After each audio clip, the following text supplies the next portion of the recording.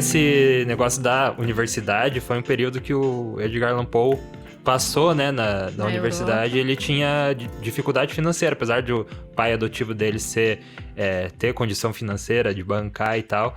Ele não quis pagar por essa educação do Poe, e o Poe teve dificuldade financeira a vida dele inteira, né? E ali durante a faculdade ele inclusive apostava. Ele tentou apostar para conseguir pagar, né?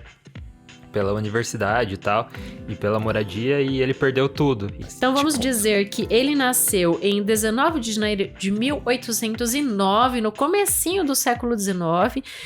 Boston, né? Em Boston, é bem lembrado.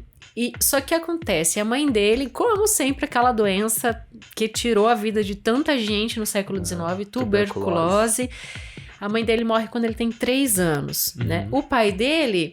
morre logo em seguida também, né? Mas ele também meio que foge, abandona ele, né? E logo depois, um pouco tempo depois, assim, ele já morre também. E daí eles são adotados, né? O Poe, e acho que ele tem 2 irmãos também, né? Que cada um é adotado por uma família ali, e o Poe é adotado pelos Allens. Isso. Pelos Allens, não, pelos Alan, né? que até então o nome dele era Edgar Poe, né? Daí ele colocou Alan no meio. O nome do casal é John e Frances Allan.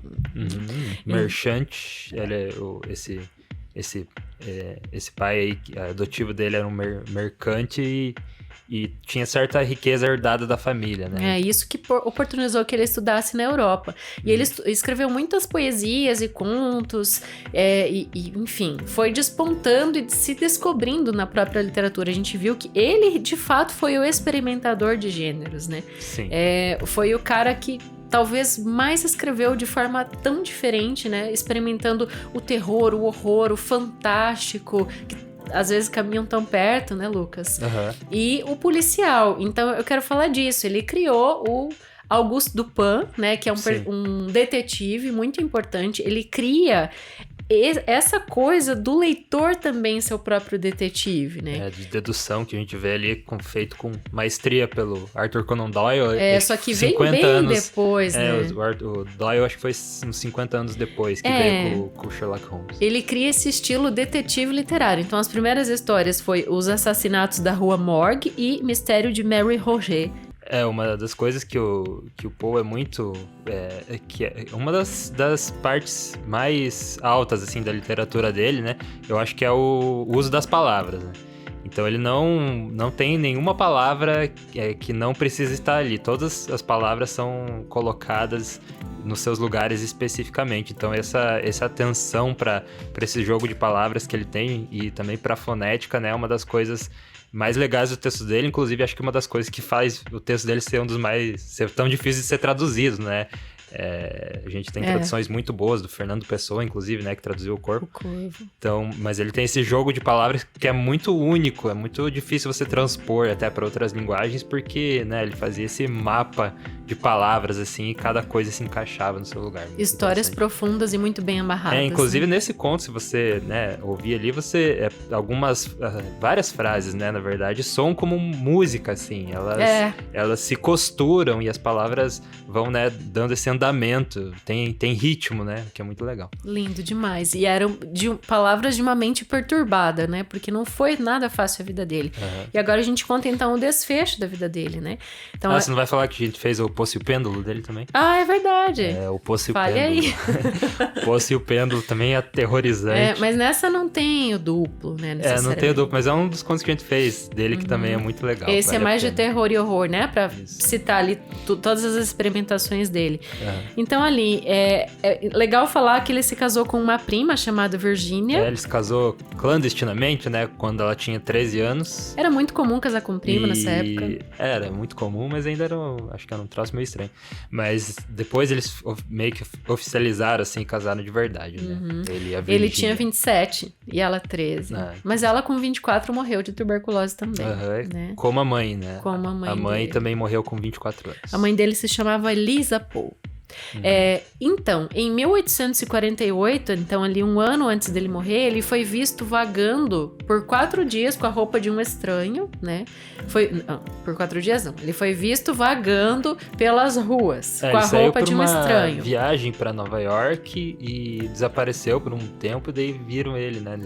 Nesses dias aí que você tá falando, com a roupa de outra pessoa. Então, e daí dizem que ele, antes de morrer, ele agonizou por 4 dias. Então, ele teria morrido em 1849. Ele morreu de fato. Acharam ele bêbado e muito doente já. Mas ninguém consegue dizer direito o que causou a morte do Poe, né? Mas provavelmente esse conjunto de coisas, não foi uma só coisa.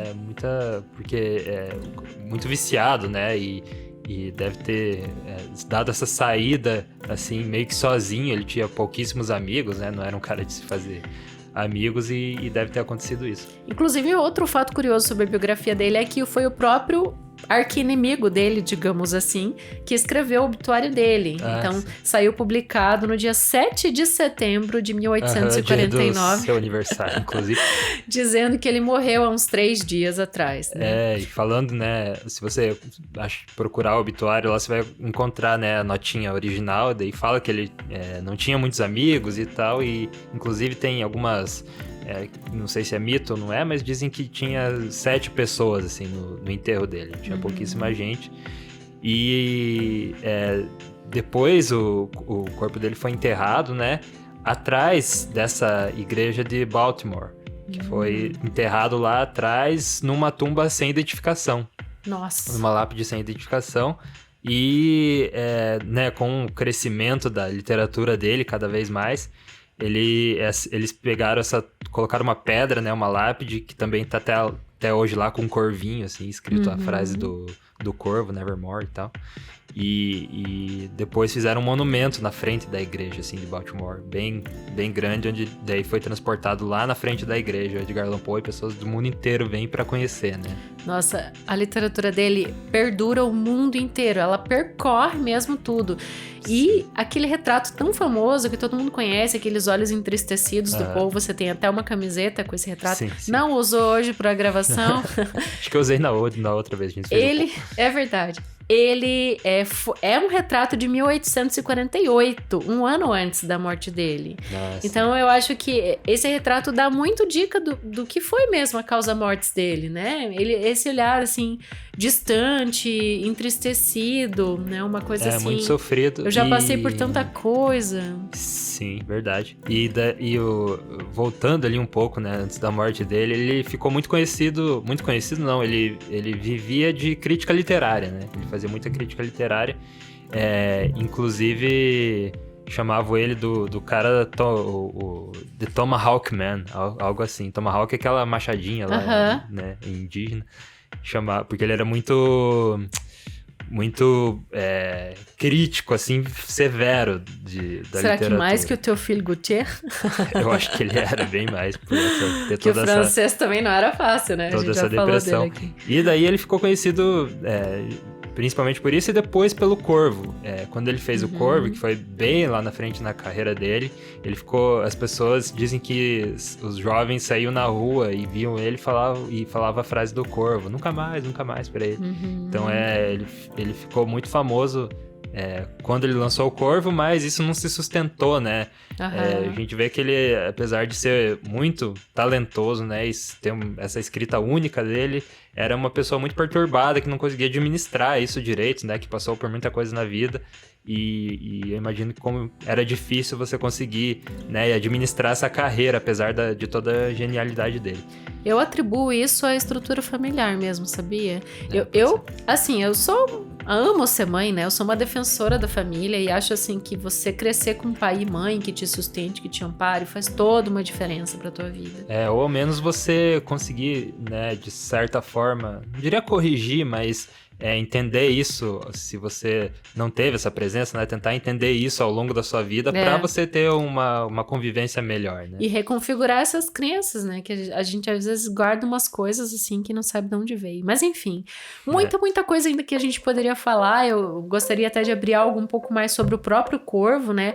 Mas eu só vou dizer o seguinte: convido você, leitor de ouvido, ouviu ou não, volte lá no Corvo e ouça, porque esta poesia é espetacular, vai transformar seus sentimentos, suas emoções, e tem uma musicalidade incrível.